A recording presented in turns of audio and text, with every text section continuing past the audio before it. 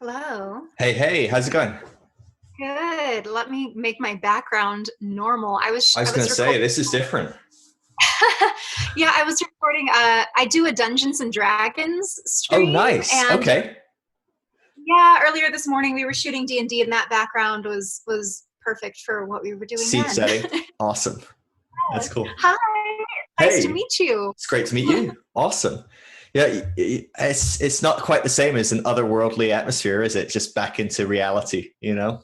No, I just one of the guys I just interviewed, he like had some sort of virtual background, but he must have had a green screen or something because like it was like crisp how it worked, and oh, it was like a luxurious apartment or something. And I was like, dude, it's your apartment. And he's like, it's not my apartment. I'm like, dude, it's seamless. Like it was really impressive. So yeah. that's really cool. Oh man, Whereas I should do that. Or just I get know, like right? some nice like homey background that's not so dark. I'm in this basement office, so there's a little bit of Okay. natural light that comes in, but not much. So I have my little ring Ring light light. of Yeah. yeah, it's nice. I'm It's always yeah. fighting that. I've got a ring light over there, and I've got like my phone like stamped onto a wall with light, but like my glasses, it's such a pain in the ass when you've got lighting. And I mean, you'll notice filming and stuff like that. Lighting is just like a crazy world, and when you don't actually know what you're doing, oh, I hate Yeah. it. But like, I For honestly, sure, most people for listen to the sure. podcast. Very few people ever watch the videos on YouTube anyway. Like, so I don't really care. So don't worry too much. Okay. Awesome. How much Nice. time have you got? Have you got a decent amount of time, or what kind of time are we going to have to make sure we wrap up by? Usually we kind of just flow and see what happens, but I want to make Yeah, that sure sounds pretty good. we kind of work with where I you're. allotted um I allotted until about 6:30 my time, so like 2 hours. Perfect. Just because then that's usually my dinner time. Okay. Yeah.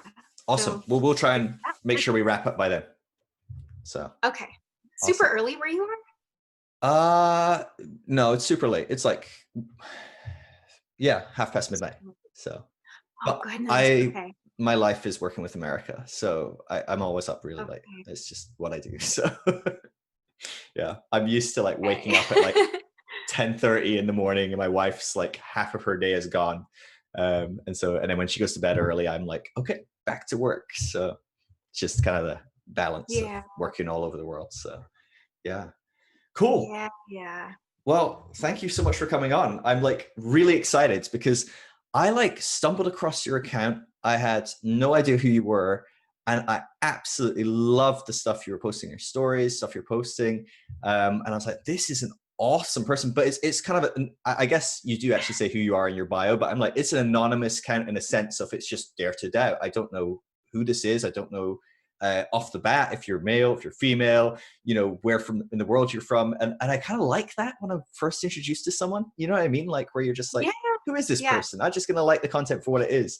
And so I'm really excited to meet the person behind the veil. I've not really done much to kind of explore who you are. I did notice that, I can click on your personal profile and go, oh, okay. Oh, you're in acting, like you've got a whole world going on beyond this one part that I know of.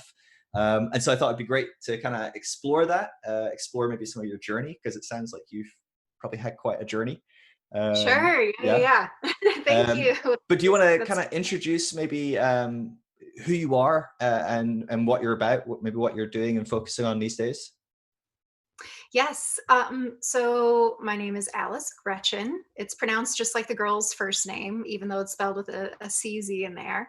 And yeah, so Dare to Doubt is my passion project, I guess you could say.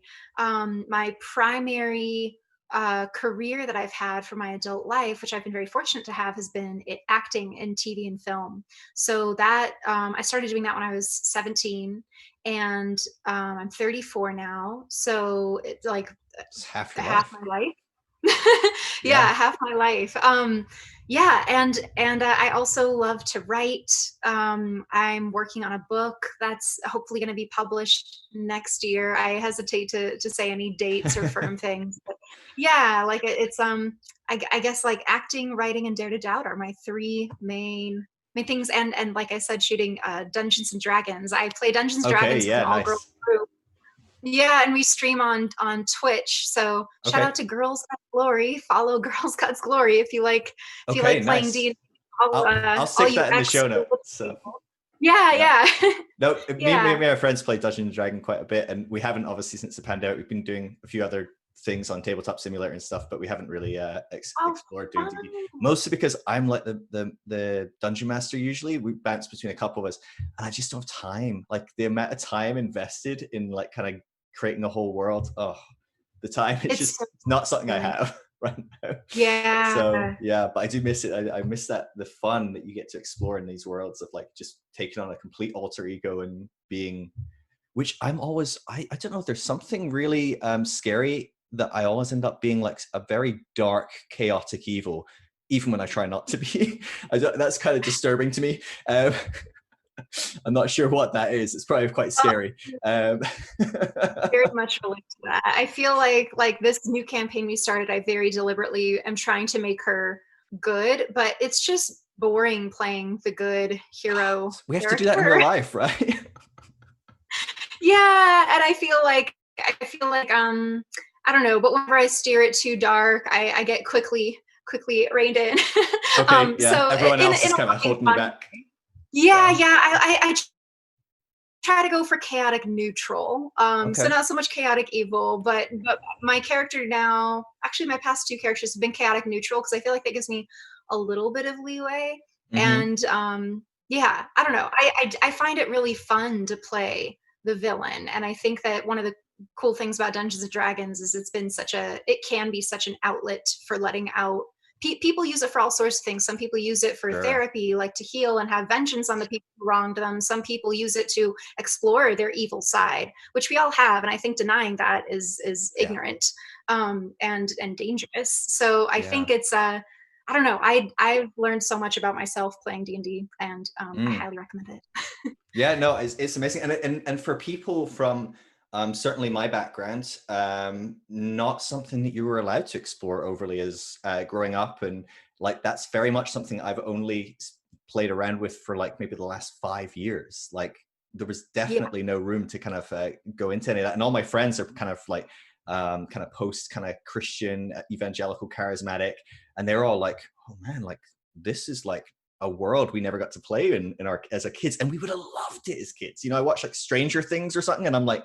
dang, I missed out like big time on this whole world of like living in D&D, playing all weekend with my friends. Like, yeah, I'm sure I Yes. got to do What is loads of other your good stuff, background? but yeah. What is your background? So messy all over the place. So Okay. kind of probably within the wheelhouse of evangelical Christianity to some degree or another. I went into like Brethren, fundamental, charismatic. My dad was a Baptist pastor. I mean, I've kind of played around in it all. But yeah, I've been in a kind of the more progressive church and kind of here, there, and everywhere. And I don't like church. So, I mean, I never have liked church. Even when I was like traveling and speaking all over the world in churches, I was like, I don't like doing this. I just kind of, I'm doing this. Mostly because I want to help people that are in it. But I'm like, God, I do not want to be in this at all. Yeah. So I've never clicked with kind of church as a whole. It's just, I don't like, I'm not a big music person. So I don't really, and God, if I'm not a big music person, I'm really not a big worship music person. So I don't connect with the divine in that context of singing for an hour some words that I don't particularly believe or think are particularly healthy. Um, Yep. Sitting listening to one person sharing a perspective that none of us get to like really particularly feedback on or discuss, like that kind of model has never really massively interested me. So what's your background? Where how did you become someone who is playing D&D, running a kind of a side gig that's all about helping people explore their doubts and daring to doubt? Like that seems like something that isn't particularly in the wheelhouse of my world as I grew up in evangelical Christianity. Is that your experience? Am I right in that? Yes. So it definitely was not in my wheelhouse either growing up.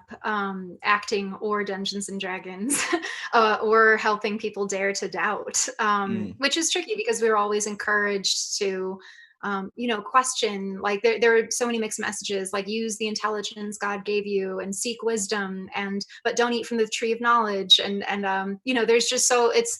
I think the search and hunger for knowledge is one of the most tricky. I don't know if it's a catch 22. What's the word I'm looking for? It's one of those things in the Bible where there's just so many mixed messages about it. And it was the thing that I know for me, one of the things that I struggled with the most was wanting to learn and wanting to read other Mm, things from so many different sources and feeling inhibited because it was demonic. It fell into the right. demonic realm because if it wasn't of Christianity, it wasn't of God, and therefore there was only one other being it could be from, which was Satan Right. himself. Yeah. So I was raised similarly to you in that a sort of umbrella of non-denominations that could broadly be Mm, described as evangelical. When I was born, my parents were members of the Foursquare Church, okay. which Yeah. has its roots in Pentecostalism. My dad was a pastor. They were missionaries with the Foursquare Church for a little bit, and then as I got older, my parents went to a decidedly non-denominational fellowship that we didn't even call it church anymore. It was a fellowship. Yeah. And then when I was about 8, 9 years old in the mid 90s, my parents got swept into a charismatic renewal movement called the Okay. Toronto Blessing. Yeah. And it made its way out to it made its way to the UK, to the world. It, Hmm.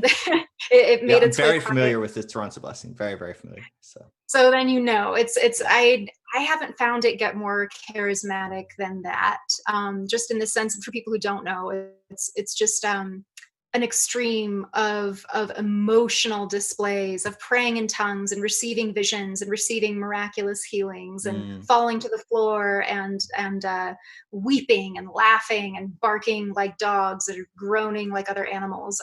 Just that now as an adult, like it's very one of the things that's helped me in my healing from indoctrination journey is understanding what the hell was going on and understanding yeah. mystical experiences more. I do think Yeah. for some people they were genuinely undergoing some sort of authentic mystical experience, but I now know it is certainly not unique to Christianity and it can be found all over the No. world in different cultures. So Yeah. that when I was a teenager, it became less charismatic and more just standard evangelical. Like there was still like raising your hands in worship, and some people would Right. pray in tongues, but it wasn't as emotive, let's say. And Sure. it became much more about the youth, the youth group culture that so many of us can relate to, where there's like Bible Mm, studies, accountability groups, and testimonies, and purity culture.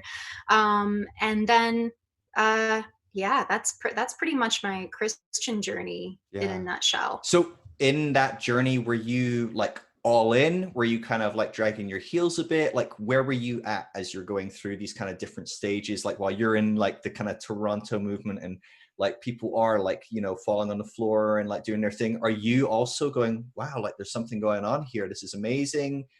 Can you talking about kind of reframing some of that, but like where were you at? Like what did that look like for you on a kind of individual level? Yeah. So I definitely was a wholehearted believer. Like I said, I was born into or maybe I didn't say this. My parents were already Christians by the time I was born. I'm the Sure. oldest of five. We were all homeschooled. So that was another layer of insulation, I guess, from Yeah. other influences that I might have come across or other spiritual paths. Um, I think that for me, it's this tricky thing. I was just talking about it with a friend recently who was like, but you didn't believe it, right? Like it wasn't real for Mm, you. And it was a hard question for me to answer because it's like, no, no, no, I 100% believed it and it wasn't real for me. yeah. So it's a tricky thing because I absolutely believed in God and in Jesus as my savior, but I believed in the Holy Spirit, but I never personally experienced any of it. Wow. And like Okay. I never got any visions. I never felt like God was talking to me, and I would try my hardest to feel this love that everyone was Mm, talking about, or to feel some sense of relief when I prayed that I couldn't justify as like, well, that's just how good I feel when I'm done journaling, whether it's to God or just my diary. yeah. There's a certain catharsis in letting out emotion that I think I wanted to tell myself was God, but I knew better deep down. I knew Mm. this was nothing beyond my own self. And I think that, like I said, I think that that it's very real for many people, but for me, it was not. And even though I genuinely believed in it, and I really sincerely wanted it to be real, and I just assumed that it must be because I'm a sinner and blind to this secret sin that myself Hmm. is harboring from myself, that God won't touch me. Because of course there were sins that I did consciously, but there were times where, you have a really good stretch of, you're like, but I've been so good, and I've Yeah. I've repented of I can everything have that known many and good stretches, to unknown, be and honest with you. like yes. And it's like you don't know how much more pure of heart you could possibly be, and Yeah. still, like, for me, I just still felt like God didn't meet me, and so I faked it. I pretended to, like, I'm sure people who knew me back then would be like, "Oh no, I don't know, I probably looked that that I totally experienced God, because I made it. I made up visions. I flat out just bald faced lies, Yeah. prophecies that I felt like God put on my heart to share, and it was all lies that I do feel embarrassed by and regretful now, mainly regretful because I was not being honest with myself Mm. or the people around me. And I don't like that I some of the things that I did when I was under the influence, if you will, of belief in God, and including like calling people out on things the way I was called Mm. out. There's so many stories of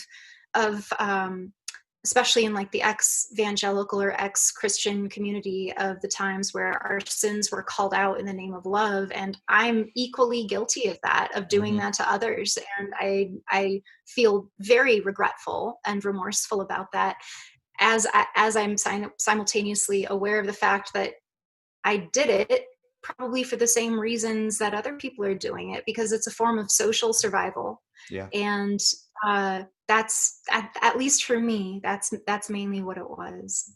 Yeah, it's so tough, isn't it? I often try. I was talking to my wife about this. We got a thing through the door, like this letter that was like, handwritten, and it was from this woman in our community somewhere, and it was like, "Hey neighbor, like it's a really hard time, and I work in like care industry, and like I'm seeing a lot of people struggling." She's like, "I want you to know I live in your area. I'm a Christian. I love Jesus, and if you ever need anyone to talk to or to pray for you, here's my phone number. You're welcome to text me or call me anytime." And I'm like, it's really sweet. Like, I really appreciate like where she's at. But she included Yeah. like this little track, and it was like, and you can pray through this prayer, and you can find out that you're like, and you read it. And she's like, just skip to like page 6 and pray the prayer. And I'm like looking at page 1 and 2, and I'm like, oh yeah, I remember this stuff. And it's so hard to remember a me that believed this, to remember a me that was all in. Like, there's a scientific component of this where we can't physically have a memory of us in the past where we don't have the psyche that we have today. So we can't go back to having the psyche we had then. And so even when you insert yourself back into your teenage years or whatever, you're kind of you in that moment when you're reimagining that memory. And so like there's this thing I was talking to my wife about, I'm like, I can't remember when, because I was in that and I believed, maybe like you, I probably had my questions, my doubts, but I didn't allow myself to engage in them to the same extent that I have now. Uh, But I believed it. I really did think, God, we need to get people saved, or like I'm really worried about these people that are sinning. Maybe I need to call it, my buddy Bob. He's got a problem with porn. Never mind the fact I've got a problem with porn because I'm a teenage boy as well, right? And then, like, are you kidding? In the early 2000s, it's the Yeah. heyday for having a problem with porn. Christian Oh teenagers have never lived in a better yeah. time. Um, so like, Yeah. but we're all like, oh, but how are you doing? Calling each other out in our sin, and and there's this whole like guilt mechanism and shame, and then you've got things like in the charismatic movement, like what you're talking about there, of like, that's awesome that many people have these profound experiences, and it's really an amazing experience for them, and they feel it's very unique. And I'm not going to say it's not for them at all. I have no desire to. That's not important to me. Um, but when it's not something I'm engaging with, or 20% of the people in the room aren't engaging with, or 90%, I don't know, what we're doing is we're building these cycles of kind of like shame, guilt, doubting ourselves, beating ourselves up for secret sins. Like, that's a lot to go through for anyone, even a healthy person, to kind of have to navigate some of that stuff. Never mind like a teenager, right?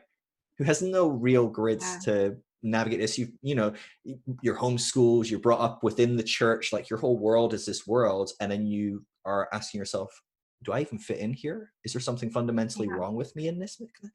That's, that's a lot to navigate.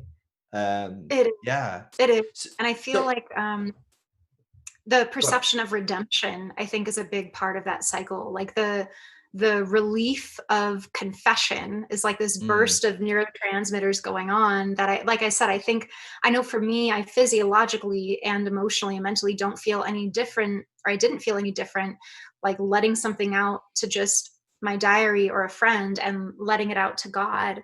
And I mm, think it's that release of I don't know. There's got to be something to it. It's like confessing things. Once you purge them, you feel good, and I think yeah. that that's sort of part of the mechanism that keeps us coming back, because we're always going to sin, right? So there's always something to be repentant for, Yeah. and therefore receive redemption and forgiveness for. And so it's this, Mm, it's that shame cycle, the Christian shame cycle, just this yeah. merry-go-round of like shame, but I'm forgiven and I'm high and elated, and now I'm sinning again, and now I'm shamed, and now I'm forgiven. And it's just like that's what it was. That's what it was for me. Mm. It's good repeat business, right? I mean, Oh, on it's another great. level, when you look at it, how this is built from a very cynical step back and Yes. go, huh, let's look at this as a business. You're like, this is a fantastic model. Like, because Genius. people need to come back and figure it out. Yeah, it's fascinating. Really, really interesting. So how did you go from being in the throes of your youth group, you're kind of in this kind of semi-charismatic, maybe more evangelical place. Charismatic world's deeply evangelical, I know, but like, like you maybe taking a step out of the more extremes of that and kind of in more of a kind of tailored, toned down youth group. Is that right? Or not Yeah, really? Was it still very much in the throes of that kind of charismatic world? the youth groups weren't as much charismatic. So my family moved around a lot, and I think that this probably my shift in varying degrees of evangelicalism probably were heavily influenced mostly by where we lived. Mm, Um, I grew up mostly in Rockford, Illinois, which is it's like Illinois' second largest city in the 90s, but it's really just like a small little dot below the right. Wisconsin border. And I was living there at the time that my family got involved with the Toronto Blessing, and so there were all these road trips back and forth to Toronto. Yeah. And other churches in the Midwest that were nearby that would have Toronto Blessing renewal inspired conferences.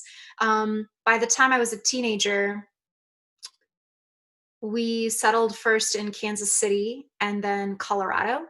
And Kansas City was very what I think of as classic evangelical, but I'm sure these words mean something different to everyone.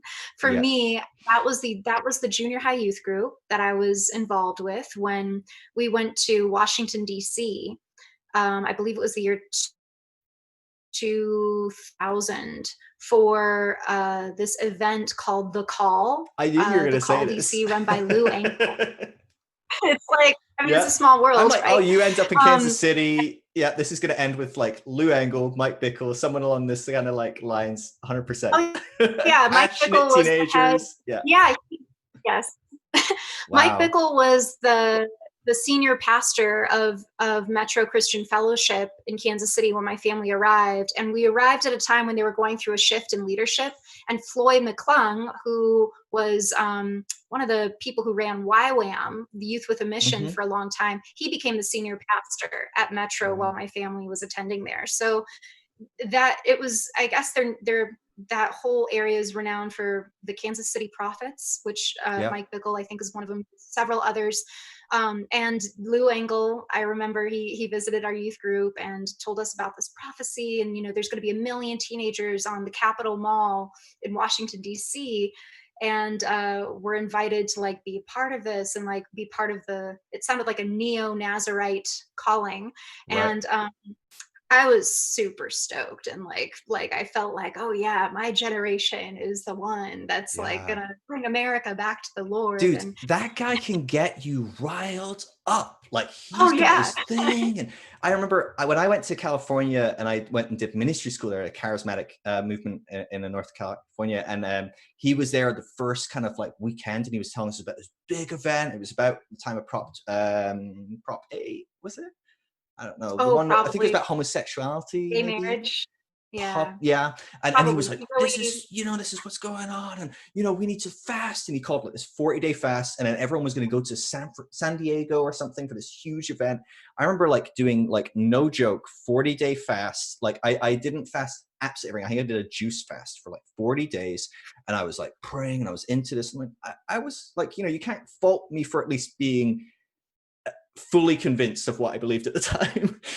But I remember I then went to San Diego, right? This is like poor, like Phil, like the palest of pale people from Scotland. And I'm in California already, and it's like the summer, it's like 100 degrees up in Redding. It was awful. And I'm like fasting, I'm dying. We then go down to San Diego for a weekend, and we go to this big event where we were going to pray and make sure that God saved the world from homosexual marriage, which of course is going to end the world somehow. And I remember almost dying at that event because there was no water on site at all. And like, you've got like all these people that like, tens of thousands of people with no water in like September in San Diego who Wow. have been fasting for 40 days. It was like a recipe for death. But that's my only kind of interaction with Lou Engle. And it was like, he almost killed me. And he didn't, of course. It was my amazing life I, choices that did it. But even that, I'm like, I can't get my head in the mindset of like, how was I that person? Not that long ago, 12, 13 years ago, maybe. I don't know. yeah, It's yeah. wild. It's wild. It's So you completely. guys end up going to like Washington, like you're like marching on the White House for this thing, right? We're like on the Capitol Mall, yeah, and it's like I remember there they were, you know how the lingo at a lot of these events is full of nature references, like more fire and let it rain, and like it's like druidry, if you will. And it's, I remember they were, one of the worship songs was like echoing something about let it rain. And of course the sky breaks open in rain, and it's like all moody and cloudy, and I remember that Amazing. just like a sign. But yeah, it was muddy in the grass, and we were there, and we were like 400,000 people short of the 1 million prophesied, which we didn't know. I didn't know at the time. I know that Right. now, but it's yeah, like we were praying for. I remember the three biggest things that I remember praying for that day that are part or were a part of Lou Engle's ministry at the time were keeping gay marriage federally legal and overturning it in the states where it was Mm-hmm. legal, overturning Roe v. Wade because abortion, yeah, like us to be pro-life was just a given. Sure. Praying for all the aborted babies, for God to forgive their mothers who didn't know what they were doing, and they're slaughter them. And then also, I remember martyrdom, the call to Mm. martyrdom being a huge theme of my youth, not just from the call DC, but like throughout my youth. Columbine happened. I don't know how old you are, but I remember Columbine Mm-hmm. happened when I was, I think, what, 12 or 13. And I remember two girls being held up as martyrs, Rachel Scott and one other girl, I want to say Cassie Bernal, but I think her martyrdom statement was later credited to another girl, Val Schnur, I want to say. Don't quote Right. me on this. Google it yourself, guys. But I think I remember martyrdom being a huge thing about how God calls us to be martyrs, and we must be ready to sacrifice our lives. And that day we were fasting. I didn't have to do a 40-day fast. That you were like next level faster. Dude, I probably had a few I thought you were cheeseburgers in a better there. Don't Christian than me. don't deify me. I probably cheated it regularly. Uh, I remember fasting for certain things for 40 days at a time. Like I did a chocolate fast, and I just Okay. about died when I realized I was eating Cocoa Pebbles cereal because I forgot it had Oh, chocolate in it. at that I was point like, you're off the oh, I wagon. love You might as food more well than like just go in, like there's this like, exactly. God won't Oh, count my no, prayers now, so I might as well go eat a whole bunch of chocolate because exactly. God's that Yes, petty. yes. Yes, the emotions are so intense. And I remember one of the days that we were there in DC, I'd never fasted before. We were doing a full food fast. We did have water, so it wasn't as bad as your situation, but we had water. But I did not know then that I am hypoglycemic, and Oh, wow. that trip was how I found out, actually, because one of my youth pastors happened to be a nurse, and I was just having like an extra rough time, like nauseous, like clenching my belly in pain, and like super weak and shaky. And she was like, "Alice, are you hypoglycemic?" And I had no idea what it meant. And she's like, do you get grouchy and like really ill when you don't have food? And I'm like, well, yeah, but doesn't everyone? Like, that's the point, is we're Mm. supposed to be ill without food to prove to God that we love him, and that we put him first and not food. We're not going to fill ourselves with things of the flesh and world. And it was so interesting watching her. The way I recall her reaction was because it was as though she was trying to reconcile her medical knowledge Yeah. with spiritual influence. And It's a it's like huge she clash, handed me a right? box of Triscuits, and she was like, "Eat these," and I didn't until I was throwing up later on in the day, and she just sat me down and she's like, "Eat these," and so I ate them, and I felt so Wow. deeply, deeply ashamed of myself, Yeah. so deeply. And I was hoping no one was looking. I was like trying to be all subtle about it on the Oh. picnic blanket. And I remember this one kid from youth group who I kind of had a little crush on, that I was definitely not supposed to have. He like came and sat by me and like smiled at me, sort of to let me know it was okay. And I remember that Makes just it all meant worth it. a lot.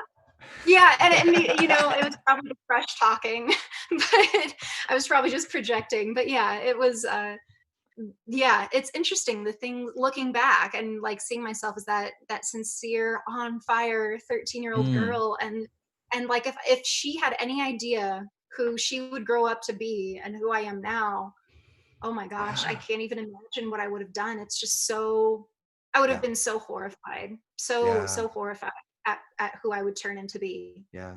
So my wife, she's amazing. She keeps all these like journals, and somehow you then can go, oh, let's read this journal from when you were 7 or something. But one of the things she started to do when she was older, she started emailing herself like 10 years in the future, and then it sends you an email, and you get to read this email from What? like 18-year-old self, when you're 30 or something.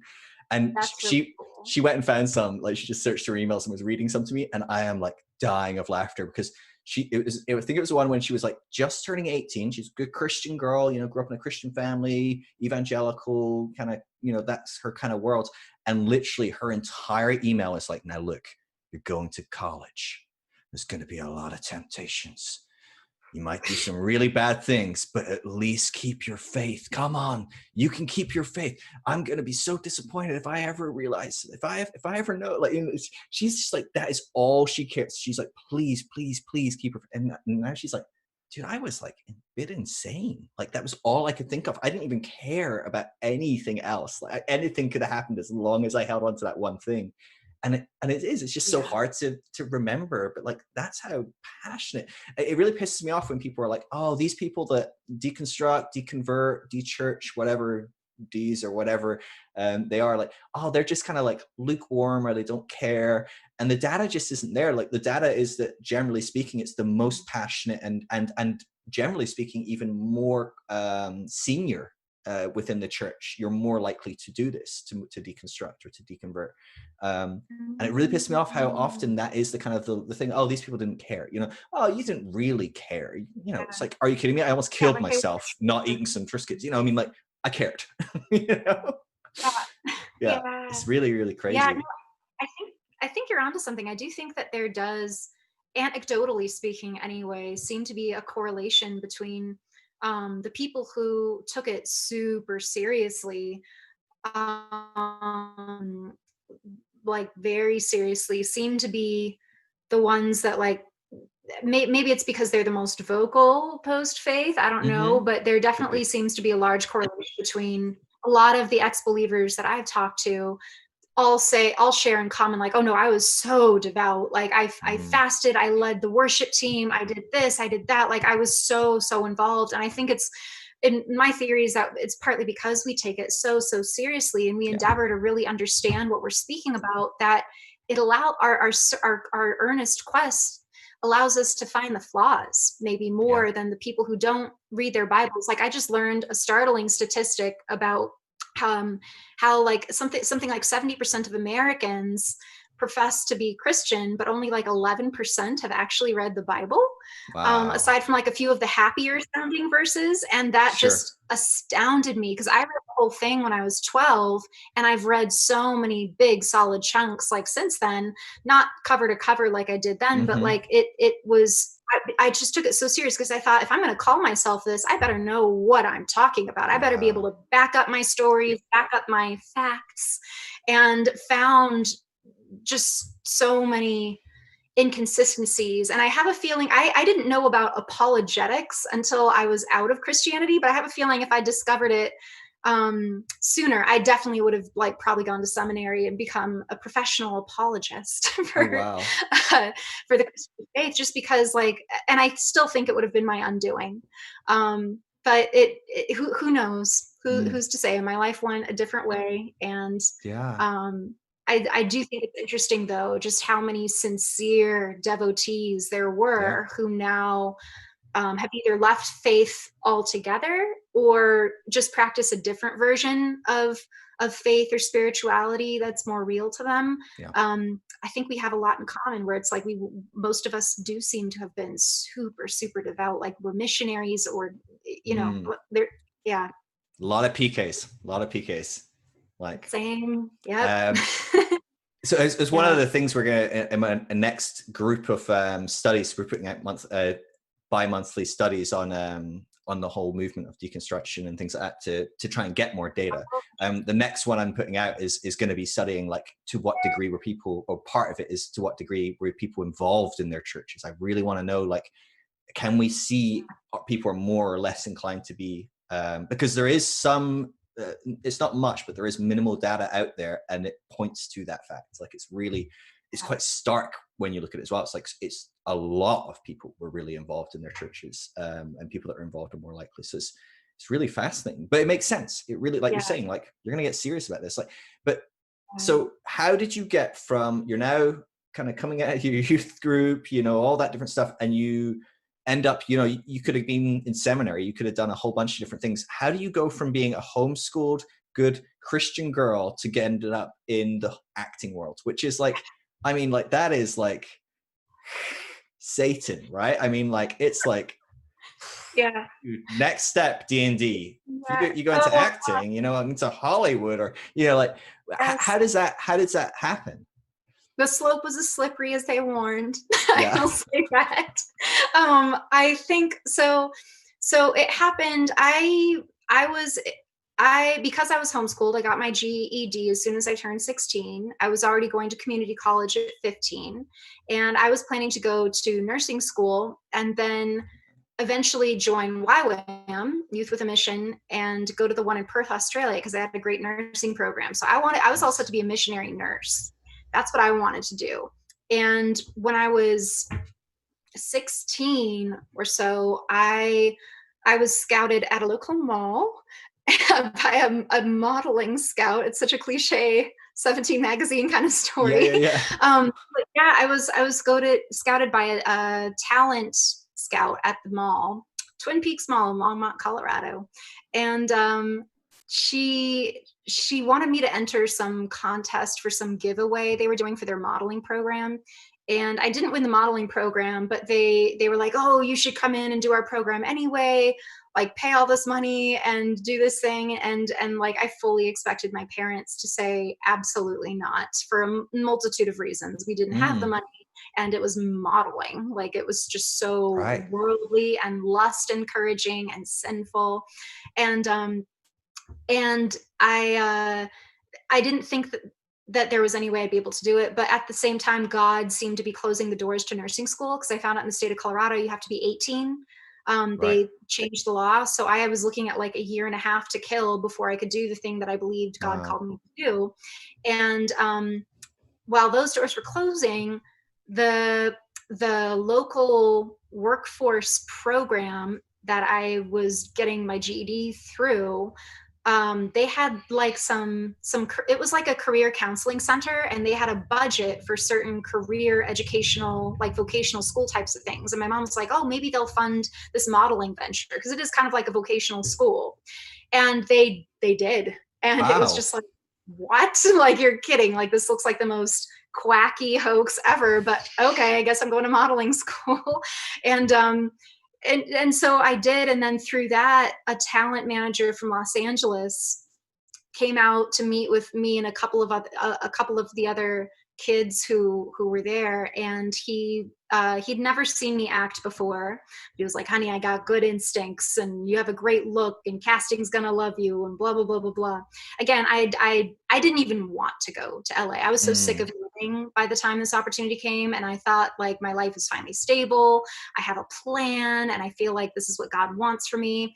And I did not have any interest in moving to LA to be an actor. I hated being on camera. I hated talking on camera. mm. Modeling was fine because it's like still photos, but something about the video and speaking element really scared me. And my parents were so surprisingly supportive. To this day, I look back and I'm like, wow, like they really were 100% supportive of this, That's in large part fascinating. because they felt like it was something God was calling me to, because the Yeah. doors that were opening were just such clear open doors. And so Mm, they encouraged me. They're like, pray about it, maybe this is how God's going to provide you the money. And I thought that too, like, maybe this is how God's going to give me the money to eventually move to India and open up my dream mission hospital, which is what I wanted to do. And so I figured, since the doors were closed for me to stay in school, I would just take a semester or two off, move to LA, and try out pilot season, which at hmm. the time I did not know meant like like a pilot. For those who don't know, who were ignorant like me, it's the first episode of a TV show that's being hoped to be picked up to a full season. So pilot seasons change now. It basically doesn't exist anymore because of streaming with things like Netflix and Hulu. But back in the day, it was basically January through April. So I took that spring semester, went to LA. My family came with me, and Wow. we lived at the Days Inn in Sherman Oaks for about a month, and then stayed with a family friend.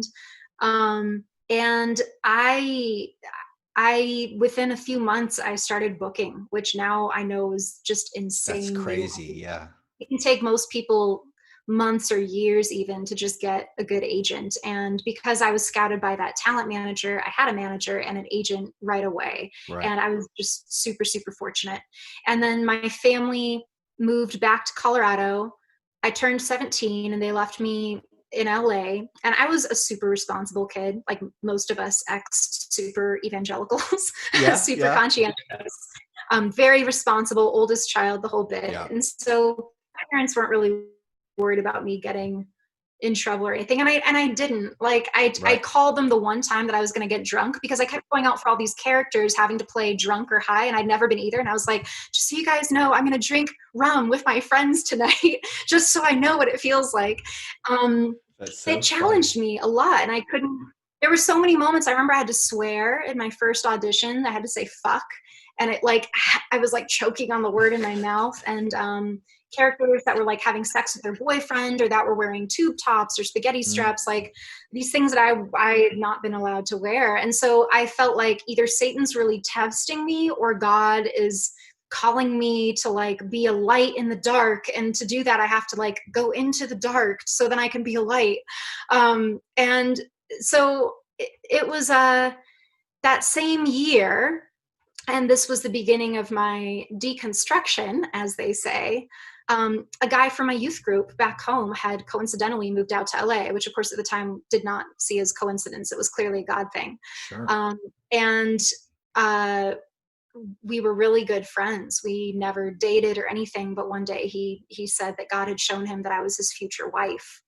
And Lucky you. ha!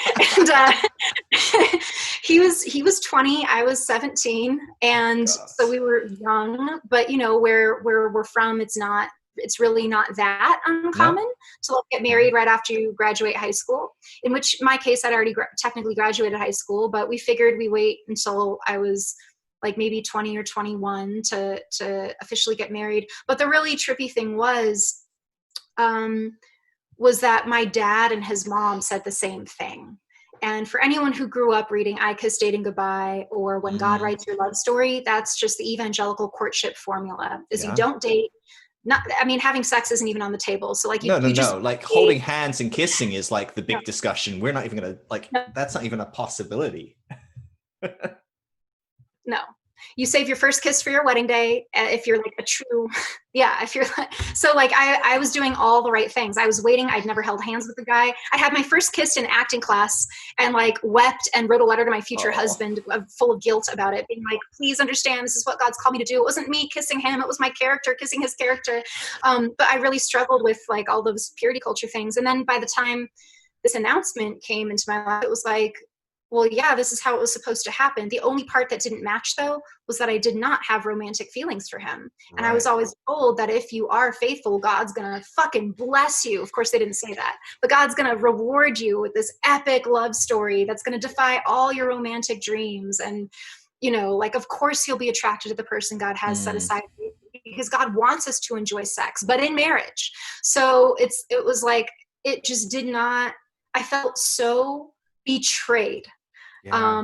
just completely shatteringly betrayed. And it was the first time I ever disobeyed God consciously when I broke off our engagement. We were betrothed slash engaged. To me, it felt like a betrothal. I did not feel like a happy engagement. It lasted 2 months, and breaking it off is to this day the scariest thing I've ever done. And I don't Wow. even remember, like I blacked out is how scared I was.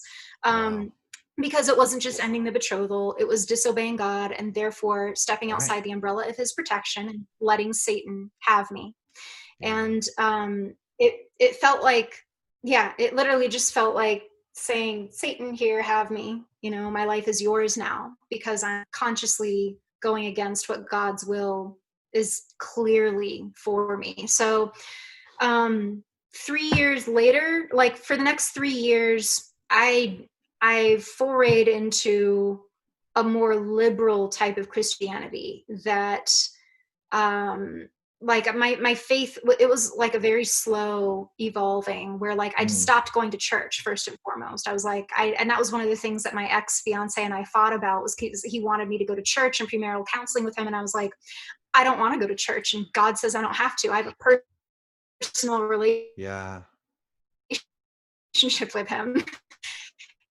And the personal relationship started to wane because I realized, like, wow, God had never talked to me once. Mm, And I was okay with playing along with it up until the point where it was like, you're telling me to marry someone now and spend the rest of my life with him and have his kids, when A, that's not what you promised. That wasn't part of the bargain. Was part of the bargain was that I would be madly in love with him. And B, like, you're still telling everyone else but me about this. So that was the yeah. first, that admission really shook things for my faith. And Yeah, I even so, bet. I was just so brainwashed to believe in hell and the demonic realm, and I that's what kept me a Christian for the next 3 years after that. I honestly think if I didn't believe in hell so sincerely, I would have stopped trying then and there. But I Yeah. was so scared of going to hell that I desperately tried to make any version of the Christian faith real to me, even if it was like the more liberal, blue like jazz, the message type of Yeah. Christianity that was like pushing the envelope and considered quite radical, even though it was embraced by some. Like the world just didn't match up to what I've been taught. The longer I stayed in LA, because I kept booking work and I kept making friends, and some of them were gay, and I just could. Some of them were Scientologists, and I just couldn't see any of them going to hell. And they were way kinder to me than any other Christian friends had ever Yeah. been, um, or that I had been to my Christian friends. Like there was just so much love, like true secular grace kind of love in the world, and it just defied everything that I thought and really made me reevaluate everything. And so eventually, I tried watching the documentary Jesus Camp. Oh man. Have you seen it? Yeah. I have a friend who was in it and we forced her to watch it with us like further down the Yeah. line and she just was dying. It was it because it is brutal. I mean it's those guys, right? And it's Lou and like Yep, that kind of blue world. And angle, full circle, coming yeah, back. Yeah. yeah, No, it was like watching my childhood. I half expected to see myself in there somewhere in the right. footage. I was like, brace. I couldn't watch more than 10 minutes of it before I begged my boyfriend at the time, because I had a boyfriend, to turn it off. I was like, I can't deal with this. And it just triggered me and brought back like Yeah, I bet. the admission that I'd just been faking it the whole Mm, time. And so I gave God a last test. And I was like, I know I'm not supposed to test you, but like, I really need to know. And you've got to, if you love me and you're really there, you're going to understand that, like, I need it to be undeniable. I'll never, ever doubt you again. I promise. Like, if you make yourself undeniable to me in a way that, I cannot justify by something else, mm, you'll have like a hardcore believer for life. Like, why wouldn't, if God loved me, yeah. and if he really did Seems like a want to reasonable deal follow, here. and he's God, he can do anything. And nothing happened. He Yeah. failed. And then I like cried, and then I just felt nothing, just Mm, numb. And then about a week later, I felt like, I remember shortly after that, because I became an atheist instantly.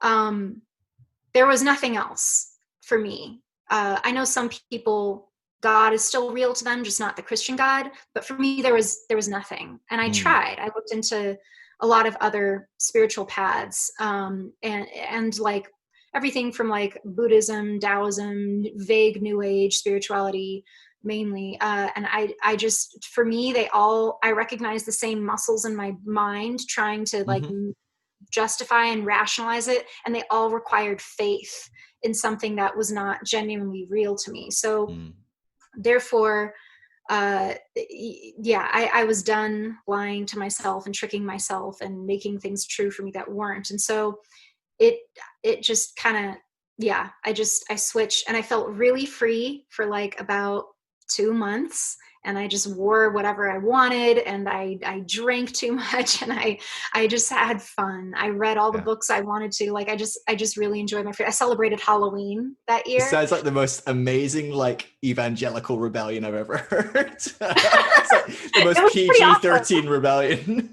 Yes. I read these books and I wore like the clothes I wanted, and It's so simple, so simple. man, Um, it shows the level of like there's a level of control involved, and like the level of yeah, like, yeah, it's just really scary to me. Like, even like you talking about like your engagement, and I think about this a lot, and I have no idea. I'm on the other side of it, right? I'm on the side of the privilege of that whole dynamic, if anyone wins in this dynamic. But I like, don't know. it's grooming, systemic grooming, that like a 20-year-old can go to your parents and say, God's told me I'm going to marry your daughter, and talk to my parents and they're cool with it. Are you open to it? And they're like, well, are you a good Christian guy? Oh yeah, cool. Yeah, we're cool with it. Like, it's not that far removed from, hi, I'd like to buy your daughter. How many camels would Yeah, you like? It really isn't that far, except for now the price is like, oh, you just have to be a Christian. Like, there's not even like a deal here. Your parents didn't walk away with some money, you know? Um, and and like the fact that you're like, oh yeah, my parents say it's kind of okay, and like, oh, okay, cool, yeah, like that's a yeah, terrifying thing, but that's not a shocking story to me. Like, it still appalls me, but it's like, oh yeah, I'm kind of not surprised in the yeah, evangelical, conventional Christian world. And it's not just an evangelical thing, actually, it's probably much broader than that, really common. yeah, And yeah, that's a weird dynamic for like everyone living outside that bubble, right? No one in America or Europe is like in that world. They're like, what? Are you kidding me? Um, yeah, but like, it's a really weird, like, so controlled into what you wear, what you do, how you do it, and even, we think you should marry this person. you know, yeah, Ask my advice. You don't feel it yet. You probably will. Like, all that kind of stuff that happens to people that haven't even finished developing their brains, right? I mean, their brains are still developing till 23, 24. And you're expecting them to be like making these decisions. yeah, It's really, really scary. Really, really scary. Anyway, sorry, just a side note, but I'm just like, it just crazes me. Like, it makes me so mad. But so like, what is happening? Yeah. yeah. Did you and Wild. your wife meet when you guys were both still involved in the church, or was it So after? I've been married before this marriage. Mhm, So I had a marriage that didn't work out. Um, that was very much within the charismatic world. We met like mhm, through that kind of world, the connections, however that works. And she came and like joined the ministry school I was a part of, and all of that. And that didn't work very well.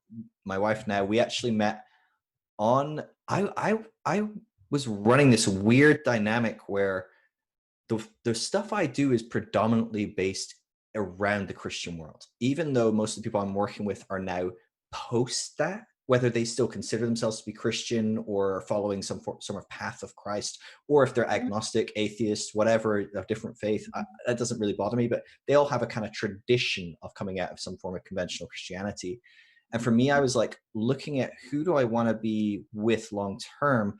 I kind of want someone that gets that world. Like it would be mhm. really, really hard for me to be with someone that has no idea what the hell my like 70% of my waking hours I'm doing this. Like I'm That working makes 60, sense. 70 hours a day. I want someone to be able to go, hey, guess what happened in my day? And they're like, what? I don't understand. So the 17-year-old was like pledged to be married to like, what are you talking about? I'm like, oh, that's not normal to you. Um, but I don't want them to Oh, be the kind of crazy that also is like, oh, that's a shame it didn't work out. I'm like, whoa, whoa, whoa, whoa, whoa. So there was this kind of like, where do you look for that sweet spot, right? The sweet spot of like, I get it, but I'm not it. Um, Mhm. and so we actually met on a Christian dating website. I kind of was like on a Christian dating website. I was on like a bunch of others, and the Christian dating website was just scary as hell because you could just scroll through it. First of all, it's just weird. Online dating is weird, right? It feels like you're like on Amazon, but for like a person. Like it's just weird, right? Just scroll. Oh, that one looks interesting. Oh, the description is quite good. Let me read the reviews. Like, I mean, what is this? Um, but like, um, it's weird on the Christian dating stuff. You scroll down and you can get like 2 words in, and they're like, "I'm just looking for the man of my house to serve and to." And I'm like, oh God, this person wants to be a slave. I'm like, I am not. Nope, nope. Next, But you can read Ooh, like a couple of lines here. And oh, you're that Christian. Oh, you're this Christian. And the only reason I contacted my wife is she just didn't have anything that was particularly Christian on her profile. She said she had a degree in philosophy. She had some similar hobbies, and she was good looking. I mean, that's how we operate. We shouldn't really avoid that. yeah. And so I was like, okay, I'll message her. And I quickly realized, oh, she's a thinker. She studied. She's questioning. She was not on the same page as me. She still is not on the same page as me. She's still processing and figuring out where she's at. Um, but Mhm, she's not in that world anymore, and mhm. that's kind of what I need, someone that's come out of. But it was really hard because I did try like kind of non-Christian kind of stuff, and I was just like, eh, this just isn't, no one's kind of getting what I do or how I, or they're like, oh, that's a really cool thing you do, it's really awesome, I'm sure loads of people come out of religion and need help, that's really cool. But I wouldn't be able to talk to them till like the small hours of the night, like processing what's going on, or whatever, or bouncing ideas off. Like I'm able to bounce an idea Yeah. off my wife and she can get it because she's been through it. She goes, "Oh, Yeah. that would be helpful." So Oh, yeah, it's that's a such an really interesting interesting dynamic. perspective. Yeah, yeah. No, I haven't. You're the first person I've spoken with who it was that the specificity of what you said, of like someone who's not still entrenched in it but is still familiar with it enough to understand what I'm talking about. That's really interesting. That makes so much sense to me. Mm. Um and how amazing you guys found each other. That's really Yeah, cool. it's amazing. And the vast majority of people that have gone through some form of deconstruction, deconversion, don't really need that to the same degree. Their whole lives isn't immersed in this kind of world. And so I'm very, very Sure, sensitive yeah. to say, like, this is my tick box, whatever your tick box is. I don't do the same things as me. Like, people are like, how do you Yeah. meet someone? Like, tell me how to. I'm like, what do you like? Do you think I'm like some sort of weird like fairy godmother? Like, this is not going to work like that. But yeah, it's fascinating. So Yeah. you start coming, you're like, boom, I'm an atheist, I'm out. Like that's a harsh transition to go through. Like, and initially not a problem, you really enjoying that. Like, was there any lag as you're going through that? You're starting to go, oh man, like there are recurring thoughts, ideas, fears, shame, like how do you process that? Because that's a lot of stuff. There's some systemic kind of whether you were traumatized by it, there's some systemic traumatizing actions. Different people can cope with that differently, but like, there's a lot of stuff that people kind of navigate when they go through kind of coming out of Yes. that kind of world. So that process is actually what would eventually, many, many years later, lead me to start Dare to Doubt, is to help other people through that process. Because for Mm, me, it was extremely difficult. I mentioned, for like a little bit, I felt super free, and I was wearing all the naughty clothes, and having my own very PG-13 rebellion. But after that freedom came this crash that I just never saw coming, because I never mm, talked to anyone who had deconverted before. I'd never heard about religious trauma or religious trauma syndrome. I'd never heard about deconstruction. I did not know. I'd never met. I knew there were people who maybe grew up in church and didn't go anymore. But like the people we were talking about earlier, I think in my mind, I just figured, oh, but they didn't grow up like me. Like they didn't take it as seriously as I did. mm, It was probably just like an Easter and Christmas thing for them or something.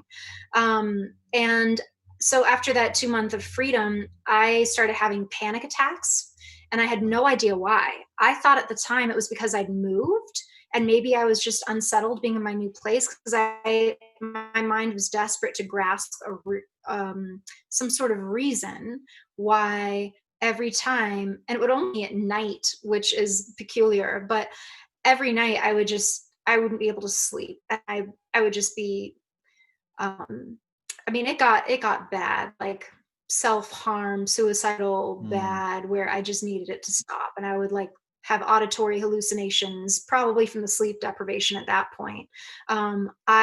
It was terrifying, but I didn't understand what was happening to me. I thought maybe I was just going crazy. And I was about 21 when this was happening, Wow. 21, 22, I want to say. And I saw a therapist for the first time in my life, and he was not a Christian therapist. It took me a few therapists to find him, because some of the therapists that I saw, and this is Los Angeles, it's a big city. It's not, I mean, if there are many, I'm sure there's Christian therapists, but LA is also, it's definitely not, doesn't give off Christian vibes, but it's very spiritual. Hmm. I find LA to be an extremely spiritual city, Yeah. in the sense of like there's so many. It's infamous for its crazy cults, but it's also infamous for its Scientology community. It's infamous Hmm. for its like hippy dippy woo woo people. It's it's it was hard for me to find a therapist that wouldn't encourage me to meditate. Mm. Meditation was like really taking off then, and I found that to be extremely triggering. Still do, to Yeah. be honest with you. I understand now you could totally meditate from a very secular standpoint. Like Sam Harris, one of the most renowned atheists, does a He's all guided about it. Yeah. meditation. Like you absolutely can. Yeah, yeah. But it's, for me, it felt like being told to pray, Hmm. and nothing happened. Just like with prayer, nothing happened for me when I meditated. And so it triggered a button for me that was very unhelpful. Mm. So by the time I found my therapist, I ended up seeing him for 3 years. He'd never heard of religious trauma. He wasn't familiar with the terms like deconstructing it, but even so, he was able to help me immensely with Mm. the symptoms of it. And there were many. Like once the panic attacks slowly faded away through a combination of medication, I took Klonopin as needed. Because again, it happened at night, and Klonopin helped me sleep, and it was like sort Yeah. not as intense like Xanax or Ativan, but in that sort of family. And a few other things, and also just someone to talk to. And I had off the charts anxiety. It's interesting because I met with him again recently, and we were going over some tests that I'd taken when I first started seeing him. Mm. And like I was just super highly, highly, highly anxious and very distrusting, like of people, like concerningly mistrusting of people, which of course to people who come from the worlds that we come from and leave, it makes sense. It's like you can't Yeah. trust, it's very difficult to trust people, because the Yeah. wires of like love, trust, and betrayal ultimately are so wound together. Yeah.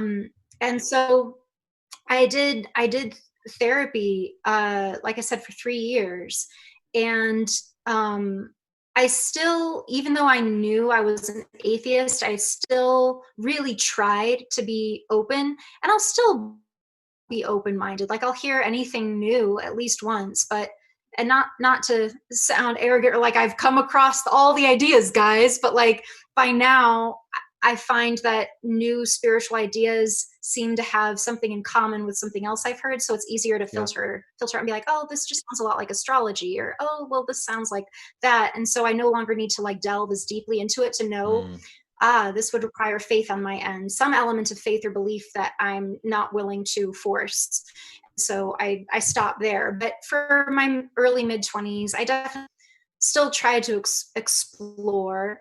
And I really wanted to call myself an agnostic. But the problem with that was I would meet other people who were also agnostics, Mm. and they would still believe in an afterlife. They just didn't know what it was. Right. Fair. But I just didn't believe there was an afterlife. Or it's Sure. like, yeah, I don't know, but like I don't personally believe in one, and like, yeah, I don't know that there's a god or not a god, but I don't personally believe in one. And so eventually I was just like, yeah, I guess that makes me an atheist if I'm Yeah. going to have to call myself something. um but it I would say I would say it wasn't until I started um working on my book, which is a memoir about this arc. And there's many memoirs like this, and I'm so Hmm. grateful to them. I call them like religious coming out memoirs. But yeah, I once I started writing my book, it really kind of forced me to get into, well, not forced me because most people's books don't include this, but I found I could not help but trying to understand the science, the neuroscience Yeah. specifically of mystical experiences, which I saw displayed in charismatic Christianity Mm. as the touch of the spirit. And it was that really like there was like this ka-chink that happened for me. It was like, that was the missing link preventing me from really making peace with it, because I could heal. I could, not have panic attacks anymore. My triggers were definitely still there, but they were like lessening, and like not everything spiritual triggered an anxiety attack. I still get them sometimes from some Yeah. triggers, but they're just a lot less now. But like things slowly they got better, but I was still really kind of haunted by the idea of like, what was that if not God? Because Yeah. I don't think I was the only one faking it, but I don't think everyone was faking it either. Yeah. So I really wanted to understand what that was. And that is ultimately what gave me just a lot of peace with it, that I consider a very crucial part to healing. Like without that, I don't know. It's hard to imagine, Mm. um, where I might be now. I'm not sure, but that really helped me forgive myself and helped me forgive everyone, really, both the people for whom it was not real and especially the people for whom it is, Yeah. because I felt very wronged, as I'm sure many of us do. But it really gave me compassion for believers because it helped me understand, oh, their brains are wired differently. They weren't trying to manipulate me or control me. They Right. genuinely were capable of a belief system that I also believed, but it wasn't real to me. But the difference is it is real to them experientially, like Yeah. physiologically. It's real to them in their brains. The way for me, it was only real as an idea that I didn't experience. So that really helped me let go of a lot of lingering Mm. resentment, because I was able to see with like brain scan images, even like, oh yeah, different parts of the brain light up for some people. And, it's like a whole thing to get into why. I'm content to nutshell it as just a difference of genetic inheritance and neurological hardwiring, that the Mm. combination of nature and nurture, which so many things are. And so that really helped, and I think still helps me, uh, to have more empathy and understanding, I hope, for both sides of like the faith, non-faith. Mm. Fine to walk. I find, especially in my work with doubt, because um, what's most important to me is to encourage people to be true to themselves knowing that and absolutely supporting that for many people, that means still believing in something that's true to them, that's maybe not traditional or organized, or maybe Hmm. is, but also within that, it's like, okay, I must take my own advice and be true to myself. And for me, there Yeah. is nothing more at all, Yeah. that cannot somehow eventually be explained uh, scientifically, you might say, perhaps with tools that we don't yet have to measure or use to Hmm. quantify. But for me to share my truth, it kind of feels antagonistic to the people who do believe in something. And so it's a fine line that I find myself walking between, wanting, ultimately, I started Dare to Doubt to help because, so stumbling over my words here, but basically, I saw that there's a lot of support out there for people who are no longer fundamentalist or hardcore religious, but still believe in something. And yet, there was not very much support for strictly secular people who Yeah. grew up in religion. And Yeah. that was where I was like, I want to contribute to this space, because I know for Yeah. me, it was and still is really hard for me to find a secular therapist who does not bring spirituality in any It's shape or really form. hard. And it's really hard. And I mean, I've said before, I think therapy is a lot like ministry. Like, it attracts a similar person who genuinely wants to help others, Hmm. and it's of the abstract, sometimes physical help, but a lot of the abstract mental and emotional nurturing and well-being and healing. Like, the fields are very similar. And so I think my my goal was to try to help people find secular resources that would allow them to Yeah. feel safe. And while I was building the website, I was like, for 3 years, I was not an evangelical, but I would still call myself a Christian, although I modified it to follower of Christ because I didn't want to call myself a Christian anymore. And I was so liberal. And I was like, that was a really important part of my journey, and I Hmm. want to provide some resources for people who are there, and maybe they'll always be there. Maybe they'll Yeah. never leave faith completely. So I was like, I'm going to put some faith, I call them faith friendly resources up there. And I'm glad I did. I think at the end of the day, my heart is mainly wanting to help. It's like I've said before, like, I made the website that I wanted to find when I was about Yeah. age 21, 22. And that was someone who was extremely allergic to anything resembling faith, belief, mysticism. And so that's, my heart is for the people who are in that place. But there's no harm in also putting some things up there and genuinely supporting people who are on Yeah. a different path. So yeah, I started Dare to Doubt a little over a year ago. It was March of last year of 2019, and now Okay. it's Yeah. May 2020. So a little That's over a awesome. year ago. And yeah, it's something that I thought I'd do much further in the future, something like this. I thought it was going to be after my book was published and done, but everything just sort of happened at once, and the ball just kept rolling. I was like, okay, I'm going to roll with this and see what comes out. And then it was like, oh, I know what I'm making. It's a resource site. Mm. And because at first I wasn't sure. I was like, oh, do I want to just have a blog? Do I want to have a fund where people can contribute for people to go to secular therapy? Yeah. I wasn't quite sure what it was going to be. And then it was like very clear to me. I did know that I wanted to have resources for people of different faith backgrounds. So it's Mm. not just for ex-Christians. There's seven different belief systems. And I keep meaning to add more, but it's the technical issues that I've been having for a while, that and just time issues. But yeah, Hmm. like there's resources on there for everything from like ex-Amish, ex-Mormon, ex-Judaism, ex-Islam, um, and then like a page for like ex-Scientologists, and then one for, I call them Eastern religions and inspired Hmm. groups. Um, and that could be everything from like Kundalini yoga cults to like Buddhism. People are always surprised to hear there's ex-Buddhists, because I think Buddhism is it's like it's like the good kind of religious, I feel like, at Yeah. least in American That's society. how a lot of It's people like, see it, at oh, least. Buddhists Yeah. are, It can be really yeah, yeah, but fundamental. there are So yeah. ex-Buddhists. Yeah. Yeah. Yeah, totally. There's different denominations of Buddhism, you could say. And Exactly. like, I have a friend who's an ex-Buddhist, and her deconstruction. She was a Christian beforehand, so she's like ex-Christian, then ex-Buddhist, and yeah, it's interesting people's arcs. But there's always room for improvement, but I wanted to at least have some sort of base Yeah. resources on there for people who might just be trying to find a lead into connecting with other people who have gone through something similar. Mm. Yeah, that's amazing. And it's so needed, because you're so right. Like for me, I worked in the church, not particularly being at least psychologically in the church for a long time, wanting to be a bridge to help people that were almost felt trapped in the church but wanted some sort of path out. And after a while, I was like, you know what, I can't do this. It was killing me. I just couldn't cope. Like, I don't think I was psychologically mature enough to be like in the thick of it all the time, never actually being able to be myself and be loved for who I truly am.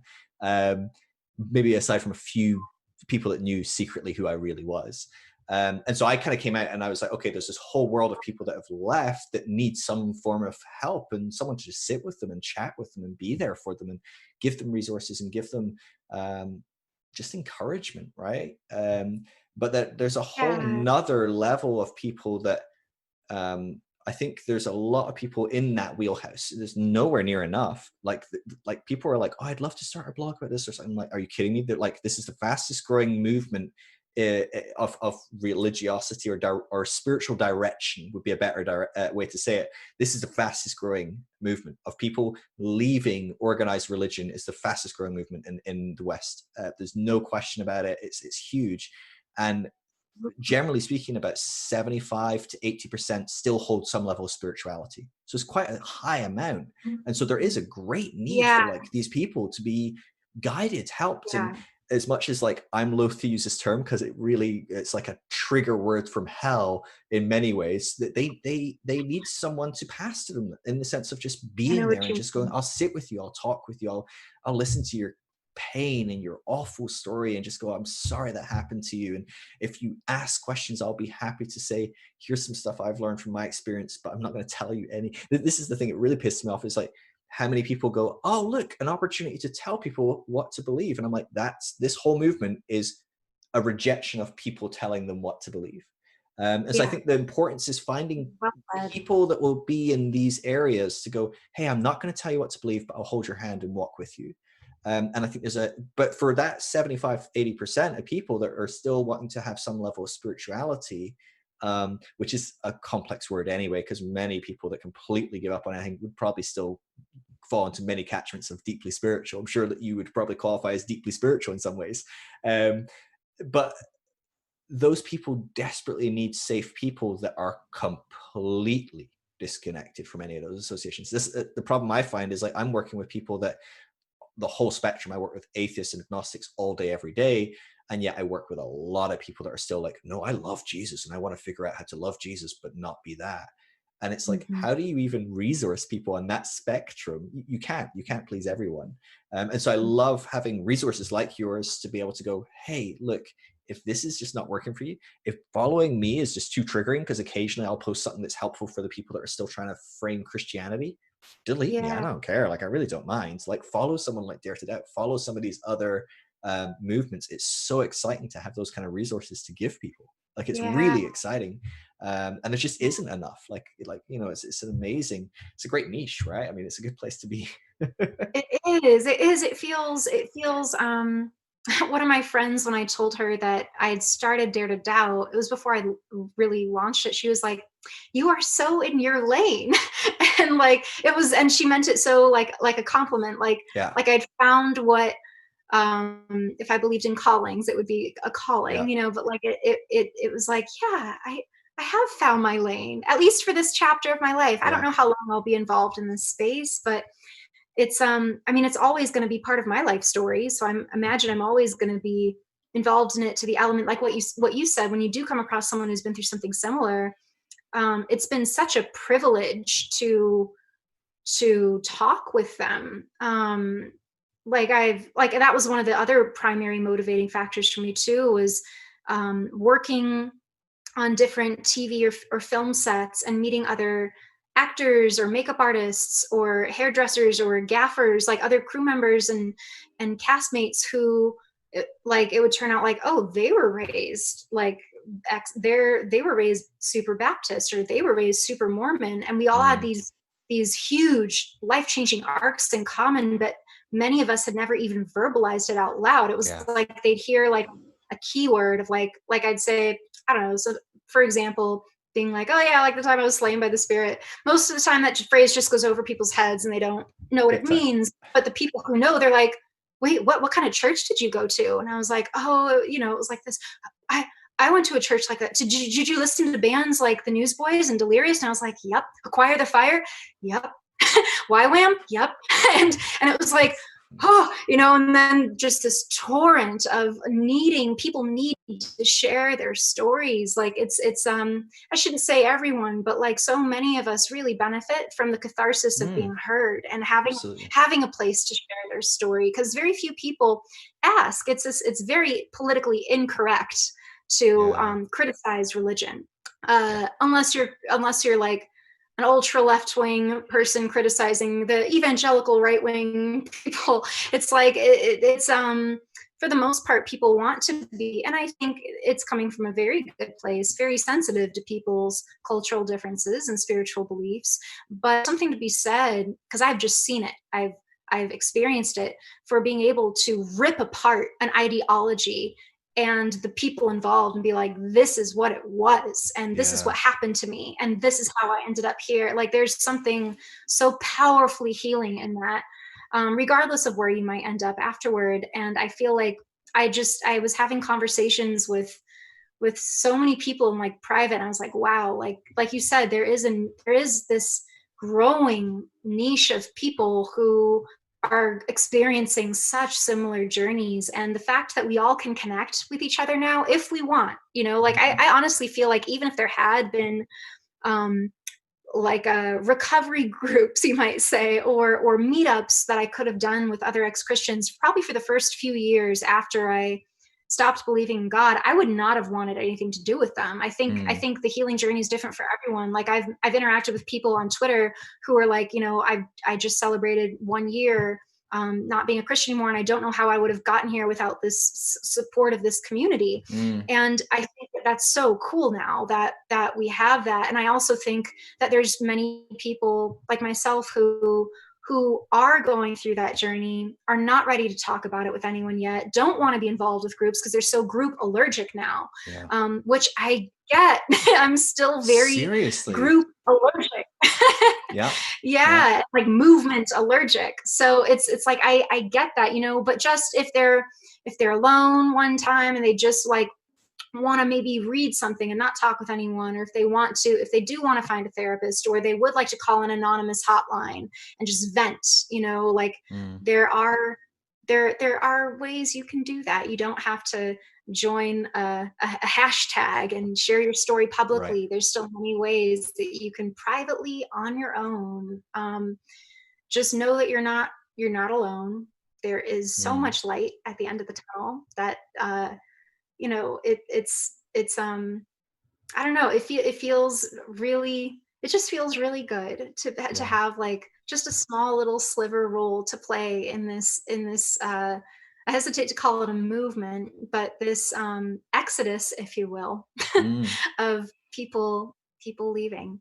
Yeah. No, it's an extraordinary thing for sure, because when you look at the structures that these people are moving from, like you think of the things we were taught that were hammered into us, that we witnessed when people did leave. We heard what was said. We saw how that was talked about. We know what happens if I leave. Oh, I know I'm going to be backslidden. I'll be lukewarm. I'll be spit out. I'll be going to the pits of hell.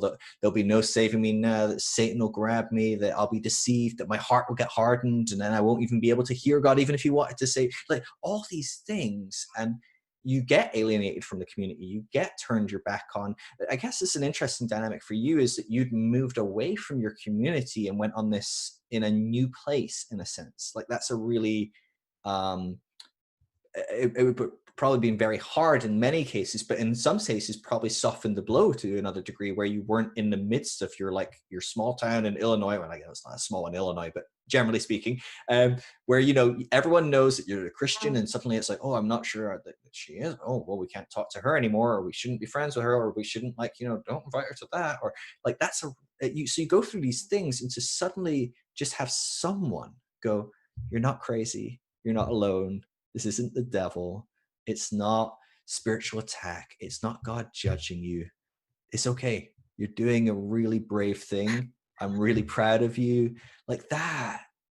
It just makes me feel so Yeah. much better, you know, like just to have those Yeah. kind of experiences and those kind of people, it's just a profound thing when you're dealing with deeply traumatizing stuff. It's amazing. I think what you're doing is really great. How is running Dare to Doubt shifted things for you? Have you seen in yourself a change in how you're doing life, exploring things, seeing the world? Has it helped you in that way? Because there's something about, for me, I know, talking to like hundreds of people a week, I'm like, this does healing work in me, like a lot sometimes. And so I don't know, in some ways, like people are like, oh, you're so nice to like help people. And I'm like, dude, I'm doing this as medicine. Like this is helping me as much as it helps anyone else. Have you found that? Have you found that this process of, you know, writing, putting out resources, helping people has done something in you? Or maybe not. I don't know if I'm projecting a bit, but No, that's a good question. Hmm. You know, I know for sure it has. I'd have to think about specific ways. Like I know for me inside, I feel, and because I've only been doing this really with Dare It Out, like I said, for just over a year. mm, So I still feel like very much a newcomer to the space, even though I've not been a Christian in over 12 years. Um, in terms of speaking about it publicly and offering support publicly and validation publicly and getting to hear people's stories, um, I will say that one of the things that I've noticed, it's that I don't feel like I had before I started doing Dare to Doubt, was I guess just a more personalized appreciation of all the different places that we end up. It's mm, definitely been very, I would say I feel more humble, seeing like, oh wow, you know, like we really did all end up in different places, which of course I knew, but I didn't really talk with that many people about it, in part because I don't I don't run into very many Christians in Los Angeles. It's like there are absolutely. I've been to some of the churches, and you know, when I was like really trying still to keep my faith, but it's not that common. And I think for me, it's been really helpful for my own growth to interact with people who are still Christians. mm, Actually, I found that, and this is kind of surprising. Like even as I'm talking about, it, I'm like realizing it's like, yeah, that actually has been very helpful. Interacting with people who do still hold Christian beliefs that are maybe different has been, I don't know if I'd say healing necessarily, but certainly intriguing and mind opening. It's definitely helped me just more appreciate, like I said, all the different places that we can end up, and learning more about what some people call progressive Christianity is mm. interesting. There's, you know, it's tricky because there's the part of me that, and I recognize that this could just be an old thinking pattern that's just still there, part of the programming, you might say. But part of me still can't help but think like, oh, you're not a real Christian. Like you're a cherry picker kind of Christian. Yeah, but you're not reading the Bible properly. Yeah, I'm like, That's but funny. what about all the rest of it? So you're focusing on like maybe 4 chapters worth of verses if you added all these good parts up together. I'm That's like, funny. what about the rest? Like, is it just a history book to you? Is it I don't know. Like there's still that part of me that just has a hard time. And you know, I think people have every right to call themselves whatever they want to call Yeah. themselves and be, and like I would like to give them that respect. You know, I'm not going to tell a friend of mine who who considers himself a Christian, like, I'm not gonna be like, well, you're not a real Christian. You know, it's like, no, you are a real Christian, but you're definitely not like the type of Christian that I knew. Yeah. And I'm very intrigued by people like that, Mm. uh, because it is such a foreign, like, I remember when I was still a Christian in LA, I met another fellow Christian who we had a lot in common. Like, he was like church going, he knew the evangelical lingo, but he lived with his girlfriend and they definitely had sex. And I was like, but what about this part? And it was not my place to ask, but I just couldn't help myself. I'd never met a Right. Christian like him who thought that sex before marriage was okay. Mm. And it was like better in my mind. It was like better to be gay than it was to be a straight fornicator, Mm. because like there was a whole God loves gays thing, and there were churches for like As gay long as they don't people, act on but it. as long as they don't act on it, of course, Right. disclaimer. But it was almost like if they did, there was a certain grace because like they were already broken anyway. So there was Right. more grace for them if they did act on it. Whereas for the heterosexual people who You should just know hooked better. up, it was like, yeah, it was like there's nothing wrong with you. Like, I'm doing Mm. air quotes for those who can't Right. see. Yeah. On the podcast, And this so is all not where we're at. yeah, no. People um, notice. Yeah, so I remember it just kind of blew my mind and continues to blow my mind to meet other people of Mm. varying forms of belief. And I think that it's definitely made me, like I said, I feel more humbled because of it and more self-aware of like, oh yeah, I Mm. still have that critical voice. I still and to be able to catch my own fundamentalist thinking is another thing um that I feel has helped me grow. Like working in this space has made me more aware, like seeing the things that other people still struggle with has made me more aware of like, oh yeah, I definitely still struggle with that, with Mm. like black and white thinking. Like that's something I try very consciously, and I've tried for years now um to rewire, but it's still there. Like it showed up just in my comments, like, okay, but then you're not like a real Christian. Like part of me thinks that the best religious people are fundamentalists. Mm. Like the best Muslim is a fundamentalist Muslim. The best Christian is a fundamental, because they're taking their book fucking Yeah. seriously and actually Yeah. like doing it. And not trying to claim that, oh, it's a religion of peace, or oh, it's about Christ. It's like, okay, are you forgetting the moments when Jesus was an asshole, like a racist, sexist asshole?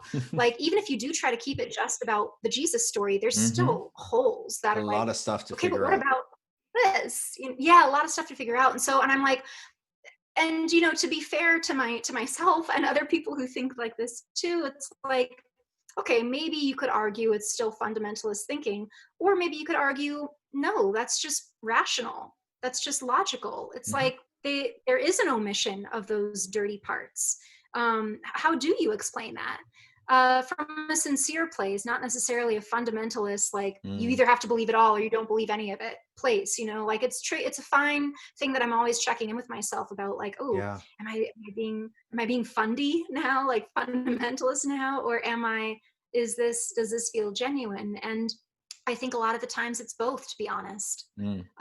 Could be arguably both. I don't know. I think it's a very personal call. I know for me, when it's accompanied by like an inner haughtiness, Yeah. or an emotional reactiveness, that to me is a red flag of like, oh, I'm probably feeling triggered here. So this is probably more of a fundamentalist-ish thing than a like calm, just reasoning, rational Mm-hmm. thing, if that makes sense. Yeah.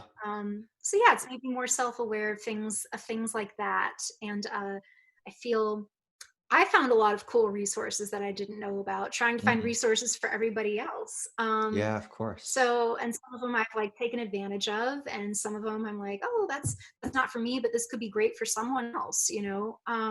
So yeah, it's like it's cool. My favorite part though is kind of like what you were saying, is just getting to hear people's stories. Yeah. It's a very, I don't know about in your experience, but I know for me it's a very understandably a very privately rewarding space to be in.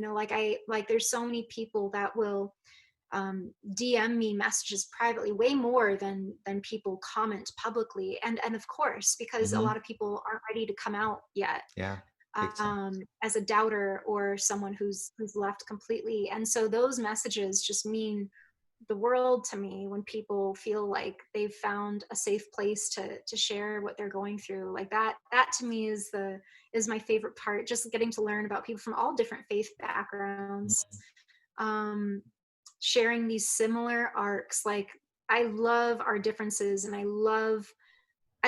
I love division. I love separateness. I love uniqueness. But Mm, I also, this work has also allowed me to more appreciate the similarity as well. Like, yeah. we all, like, in every religious coming out memoir that I've read, whether it's someone coming from like a Jehovah's Witness background, or like a Sharia Islamic background, it's like I relate to this because the Mm, struggle is so similar, even though we have such different things. yeah. Like, I just, have you seen that? I just watched that Netflix miniseries Unorthodox. It's Have you seen amazing, it? isn't it? Yeah. Yeah, It's I so really good. appreciated it. And like, I've heard from some of the people who worked on the project and work with real life ex-Hasidic Jews. You know, there are inconsistencies there, Hmm. but to me, it's the emotional arc. Like the scene when she's at the nightclub for the first time, I was fighting tears because I was like, oh, I remember what that's like to come from such a sheltered. Yeah. I wasn't sheltered like that. Like, that is an ultra That's insular next level. community. Yeah. Yeah, that's next level. But like, I so could relate to like what it was like to wear lipstick for the first time, and wear like something that you would not have worn, and feeling like a fish out of water, being like, I guess this is how I'm supposed to dance, and like trying to like, and your body's not your body. You're so disembodied because Yeah. you were never allowed to move that way. And just things like that are, I find, are just kind of universal, or like for Yeah. so many people. It is. It's really weird that you can watch these things and go, huh, that isn't what I did, but that's what I did. Like, it's And like that's what from I like felt. the most bizarre, extreme kind of scenarios you can watch. Like, Mhm. my wife and I just watched, there's like a remake, dramatization of Waco. I don't know if you've seen this. It's fantastic. You should see it again. Yes. So good. And again, like, you can say what you want about the different spins and things they're trying to create, but like, there's so much in me. I'm like, oh, I'd love to be a part of a cult. Like, there's something on me. I'm like, I want to belong. I want to have that depth of relationship and community. I'm an introvert as well. I don't want to be around anyone for more than like 2 hours a day tops. So like, I also don't want to be, but like, there's something in me that's like, oh, I love this. And then I'm like, oh, that's really toxic. And it's like, oh, how did they get away? How did they do that? But then the whole thing all the time, I'm like, I can see why I buy into parts of this. I can see why I'm susceptible to components of this that exist in the church. I can totally see how easily I fell into this trap because it's in me. I want this. I want to belong. I want to believe something. I want to be a part of something. I want to have a line in the sand where I can go, oh, I'm in and you're not. That makes me feel Yeah. good. I'm happy with that. And you see it in everything. You see it, the Wild West Country is an amazing documentary. If you haven't seen that, Netflix, best documentary I've ever seen, docuseries. It's about the cult that started up in Oregon, Osho. Yes. Holy crap! Like, that Yes. was the best TV I've ever seen in my life. Like, I watched it with That my was friends in really like good. one go. Like, he came up from London to spend quality time catching up, and we watched like 6 hours of TV in one go, and then we're like, oh yeah, okay, let's hang out, because that was so freaking good. But again, you start watching it and you're like, I'd like to be part of this community. I love it. This is great. And you can go, yeah, there's so many of these interesting components that are similar. And then you go, whoa, that took a spin. Like, whoa. Yeah. But all these ups and downs, people coming out, people going in, I can resonate with like so much of it. Like, it's really, Yeah. even reading, I mention this all the time, like, because I'm recording so many podcasts in one week, like the last like 3 podcasts, I've mentioned the same 2 things. I read the books or whatever. But I was thinking recently about Megan Phelps's story, Unfollow. One of my favorite like coming out books. It really is fascinating because I freaking love the Westboro Baptist churches I'm reading through. I'm like, I love these people. They're great people. And I'm like, what has she done? In my head, this is some George R. R. Martin shit. She's got me liking the bad guys. Like, you know what I mean? Like, I'm like, what is happening? Um, and Yeah. you can't you can't demonize the group anymore. You go, gosh, these are people that love their families. They're the good guys in their life, and they really think they're doing the right thing. And like you're saying, right? You can't really fault them because they believe the stuff I used to believe, but they actually do it. right? I mean, like, I actually believe that Yeah. stuff. I believe people were going to hell. I didn't go and like yell at them on the sidewalk, say, freaking hell, I man, wasn't save publicly yourself. releasing them, but I'm I like, thought it. yeah. Yeah. Um, and you look at these things, it's just astonishing because I'm like, I have not had the life that she has had by any shape or imagination. But when you read about her rejection, I'm like, oh, I felt that rejection. I know what it's like for people to completely bail on me. And spiritual mothers and fathers, best friends, people I've been with for 20 years, like, I'm done. Walk away overnight, immediately. I'm done. And you're like, oh, yes, Megan, I understand that on some level. Not the same, but I understand. And it's really cathartic Mhm. going through reading these experiences. And if you can give someone give that experience of like, I know I've had no idea what you've been through, and at the same time I've been through this on some level, and you're not alone. Yeah. Like, it's a powerful, powerful Yeah. experience. So what are your top coming out stories, right? So you've read a few books and stuff. I'm always on the Yeah. hunt for better ones. I know people listen to this podcast are on the hunt for better ones. So what are your top ones that you recommend? Yeah. So that's definitely one of the top ones. I do book giveaways with Dare to Doubt. Like I haven't done one since the quarantine began. And I'm about to do one in June, so next month. And I've gotten to read so many good ones. I guess let's see, I'll try to keep it down to three that stand out. So one of them's kind of cheating because it's an anthology, so it has multiple stories. Nice. It's called Empty the Pews. Okay. Have you read it? No, I haven't. Empty the Pews. So it's edited by Chrissy Stroop and Lauren O'Neill. Both of them are very active in the Twitter ex-believer space, Hmm. and they co-edited this anthology of people who have left the church, hence the name Empty the Pews. And they really endeavored to publish the stories from a very diverse um, cast of real people, you might say. They really wanted to emphasize, they wanted to highlight the stories from people of color who have left, because so much of evangelicalism is very white. They really Hmm. wanted to be inclusive of stories from the LGBTQ community. And it's like chicken soup for the ex-Christian soul, is what I said in the blurb that I did for the book. So it really is. It's if you just want like little nutshell stories of people's how they came to doubt and or Mm. leave like their faith, Empty the Pews is a great start. Awesome. um, Especially for those who have a Christian background.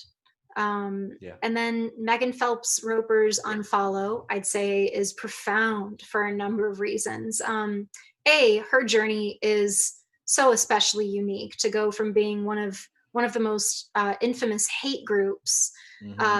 that is also a religious organization. It's the Westboro Baptist Church, to becoming one of the most outspoken advocates for critical thinking and leaving groupthink, and rejecting tribalism. Like it's been, I remember one of the probably the thing that impacted me the most from her story was how she was able to overlay what she learned from the process of leaving Westboro to the red flags she's seeing in society in general, Mm. specifically with politics. I have a hard time, to be honest, with outrage culture and political this and that, Hmm. because it feels very familiar to me. It feels a Hmm. lot like the type of Christianity that I used to practice, where it's very black and white. Like if Yeah. you're not with us, you're against us, and if you don't know what I'm talking about, you're part of the problem. Hmm. And it's unsafe to ask a question, because if you're just asking a question, it's like you just get so much anger and judgment thrown your way, just for maybe presenting a different point of view or wanting to understand more. So I think she really touched on something that I think is super, super relevant, whether you're from a religious background or not. So much can be learned from reading Unfollow that is immediately applicable, I guarantee you, to your life and social circle Yeah. today. So that's one of the things that I took from it.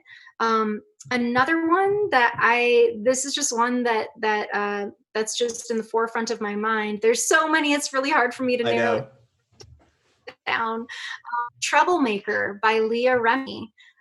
She's an ex-Scientologist. She hosts the A&E series Scientology and the Aftermath. And reading her book, so she's also an actress. She was like she's most known for being a comedian, but yeah, she joined the Church of Scientology with her mom when her mom joined when she was a teenager, and she didn't leave until well into adulthood. And it's like her journey, I feel like I especially related to, because there's a lot of the beyond that. Leah's story, it was just so interesting to me to see Scientology's version of what I grew up with like they might call it auditing, we might call it confession. You know, they might call it like I forget the terms, because there's definitely like a very hierarchical terminology within the Church of Scientology, a very specific lingo they use, and I don't want to misquote it, but I remember that there was something she was talking about where I was like, that sounds like an accountability group, where it's like love disguising like condemnation and shame. And it's like, whew, like I wept reading that book. And it's also, I listened to it mostly in audiobook. It's a very entertaining audiobook. She narrates it. Oh, good. I've got some Kindle or Audible credits, so I might pick that one up. It's a fun one. Like as far as audiobooks go, like some audiobooks, it's like, should have read that.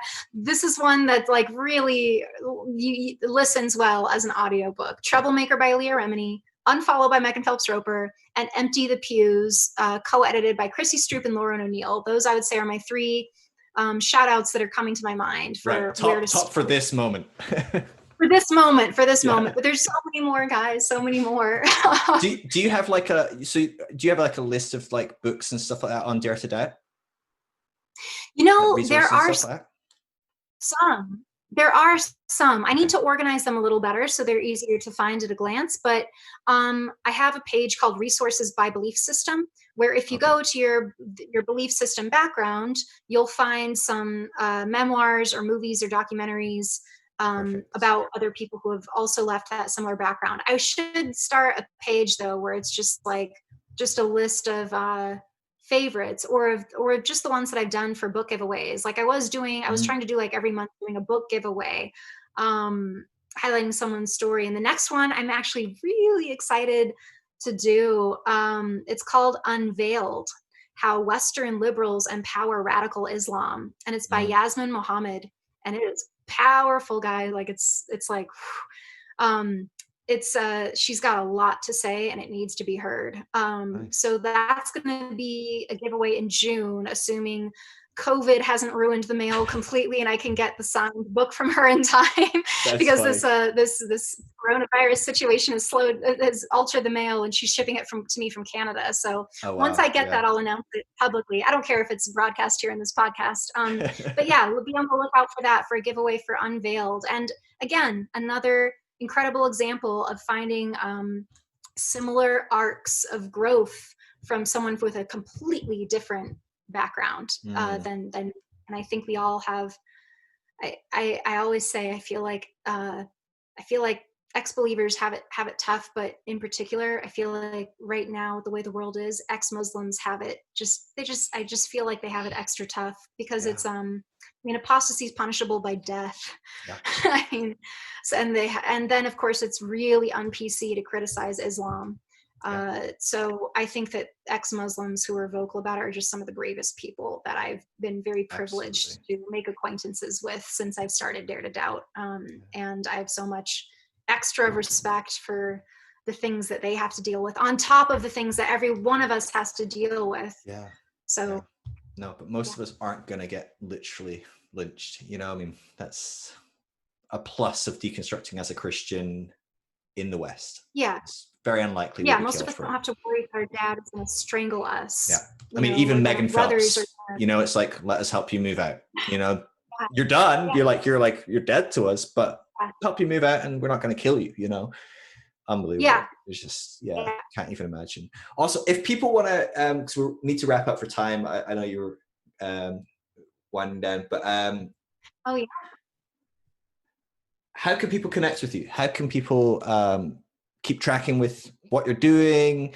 You've obviously got Dare to Doubt on Instagram. Is that your kind of like main kind of like window into what you're doing?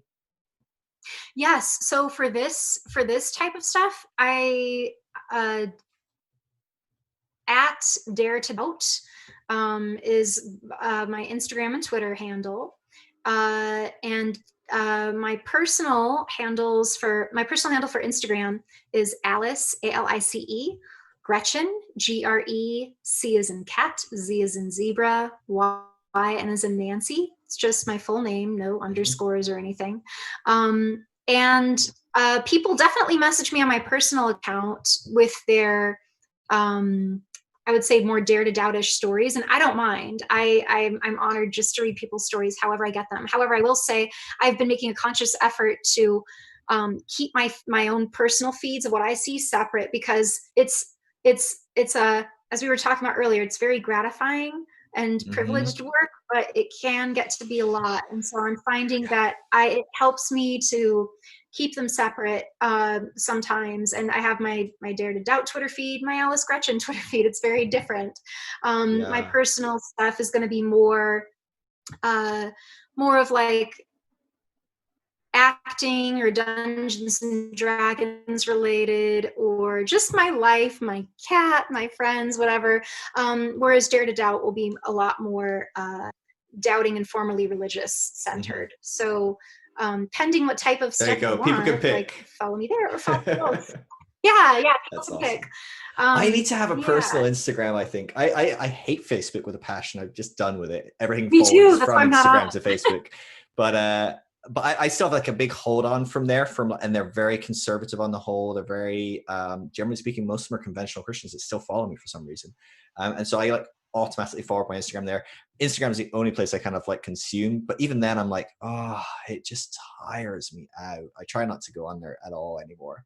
But like I do like the idea of how we have a personal one. It's interesting. Yeah, good thoughts.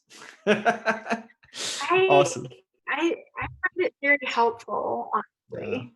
I just Yeah, don't know if I need it's more nice. consumption. Maybe I should just avoid entirely. I struggle to switch off as it is. Yeah, Probably another that's a layer. fair point. Yeah, it's like another thing to check. Yeah, it's like you pick your battle. Like if it feels worse to you to have another thing to check, or does it? Excuse me. Does it feel worse to you to that's your only source and you have to see it all and you have to weed through what's like Yeah. actually interesting and I want to take my mind off things, and like what's, oh no, this is like work passion related and I really Yeah. need to get back to this person, or whatever. Yeah. So yeah, I think I don't know, but that's the beauty of the world we live in today. We can have a dozen different accounts for all the different things we're interested in if we want. Yeah. Yeah. Do you find it Yeah. overwhelming? One last, we can finish. We should finish. We should finish. But last question, because I'm really fascinated by this Yeah. dynamic. Do you find it overwhelming? Like I find for me, just hearing stories and talking to people through their processes and trying to help people that are in a place where they are often not really able to process stuff yet. They're still very early infancy. They're struggling to kind of process what's happening. Their world's falling apart around them. It's really like tiring to me a lot of the time. Like I love every second of it and I would wake up in the morning excited to do it. But like I also find at times I stop and like I'm sitting watching TV with my wife and I'm like, holy shit, I am wrecked from that. Like emotionally just wrecked. And I'm not really aware of it until I've had a bit of time for it to settle. Do you find that like, because it's an intense thing to be doing. It's not, maybe I'm sure there's different intensities to acting, to being an accountant, to do whatever, but there's something about therapy, hearing people's painful stories, that kind of world. Even being a pastor, I'm sure can be very draining. But that world of it, Yeah. it's intense. Like, how do you deal with that? How do you navigate that for yourself? Oh man. To be honest, I think I'm still finding the balance of that. I I I wish I could say that I read every single message that I get. I don't. I try, and if it's really I would just assume if it's really important, someone really needs help, they would try messaging me through more than one avenue, I would hope. But it's I do have to limit how much time I spend reading it because it does get it can be emotionally draining. I'm Yeah. still learning how, like, I don't know how therapists do it, or people who like, whew, that's like what they do all the time. And it's hardly ever like fun anecdotal stories of like, oh yeah, I Right. remember that pastor. It's like really much more intense stuff to go Yeah. through than just that. Um, I know sometimes it can definitely be hard for me to switch the switch off, and then it can also be equally hard for me to switch it back on again. Like right now I've been in Mm, off because I've been focusing on other things that I've had to give my attention to. But I'm gearing up mentally to go back into posting more dare to doubt content later on this week. And when I do, I know I anticipate there's an influx more of interaction, of and like course. I am grateful and so happy to do it. I love it. It can like make my day, but I also have to be mindful of knowing like, okay, I've had enough for today. I need to just not check anymore, or I can't respond to this person Mm, again. Uh, like I At that point, it's like, okay, like I guess in my mind, and I haven't said this to anyone, but what I think is like, ooh, it sounds like they need an ongoing therapist. Like this isn't something I I can say it to give you people feedback on. I'm regularly. not qualified. I should start doing it because it's like Definitely go down the I line mean of what I'm what not qualified, put it on yeah, yourself rather than them. But like, I think a lot of yeah, people need to hear that and go, look, there's a real thing called religious trauma. And like a lot of yeah, people really benefit from seeing a professional and helping them. And there's no shame in that. It's not really a stigma in our society as much anymore.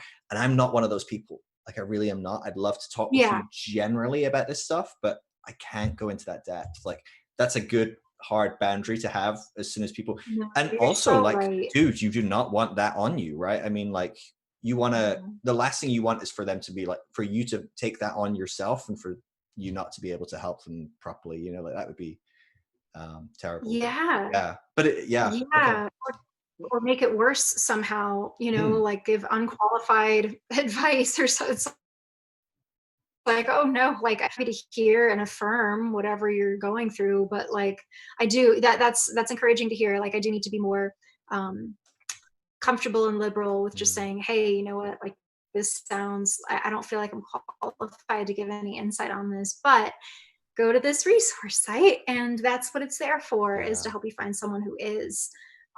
Or even just a peer group that's a little more informed about your specific background, because like I said, I and there are definitely other organizations and groups that do this, but a lot of them are very faith background specific.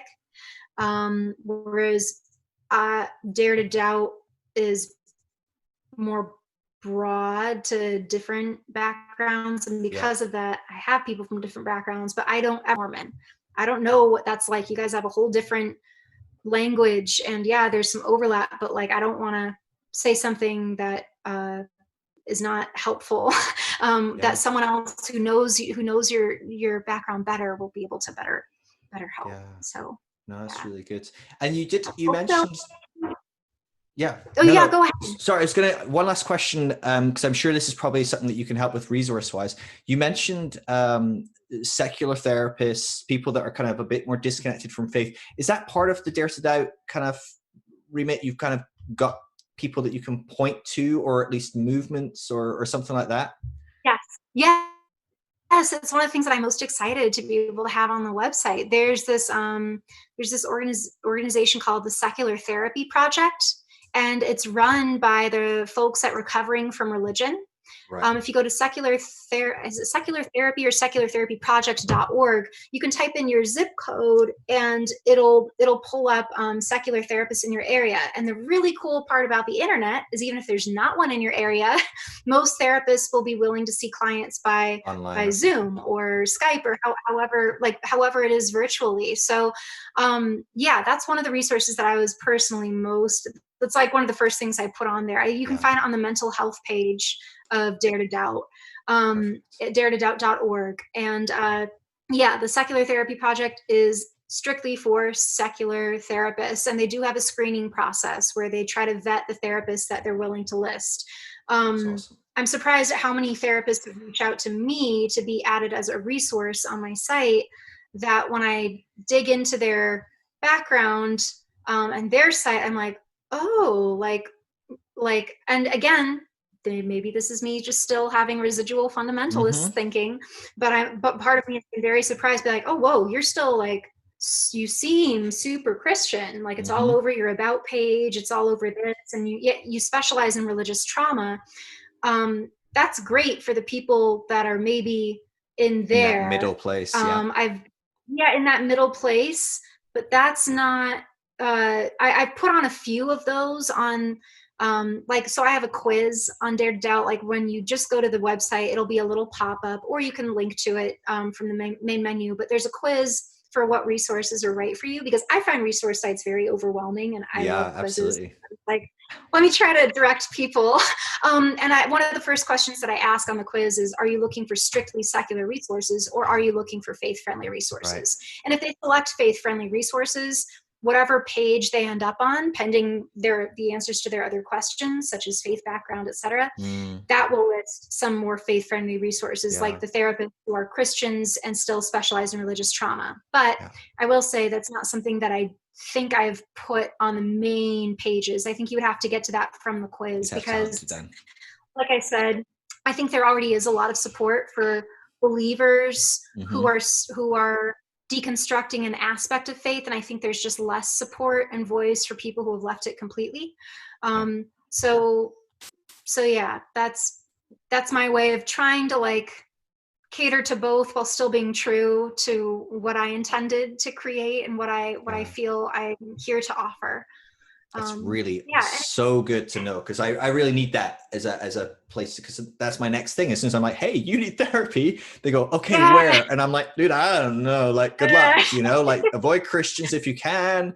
But people that are too secular might try and drag you out of your faith, kicking and screaming. If you're not ready, I don't want to push you to yeah, that. Like, but I want people that are aware of this world and are going, I'm going to work with really strong. I'm going to take you on the journey that you need to go on. So like, to be able to find people that are willing to do that without some major agenda either way, and like, that's just exciting. So yeah, yeah. awesome. Alice, thank you so much. Honestly, I really appreciate you making time. I appreciate you answering my Instagram message. Now I know that you don't read them all. I'm like, yes, nailed it. And so yeah, no, thank Oh, you thank for you making the so much time. for reaching out. Try to read them. Yes, Yeah, yes. Thank you for having me. I was excited. I do enjoy talking about this stuff, and just spreading the secular word of just letting people know, like, there is help out there. And mm, so anytime I get a chance to do that, I'm very grateful, and thank you so yeah. much. I know it's super late where you are, so I really Oh, appreciate I'm you used to it. working with the time difference and all that. It's fine. No, thank you for what you're Yeah. doing. It's amazing. I honestly think it's essential. I'm really excited to point more people to you. I'll give you a big plug Yeah. after this, and make sure all the links are in the show notes and stuff. And I'll let you know when it drops. It'll probably be a couple of weeks now. I'm kind of a little ahead of Okay. myself. So Yeah, yeah, yeah. yeah. All right. Well, have a good evening. Yeah. Thanks. You All right. too. Bye. Bye, Phil.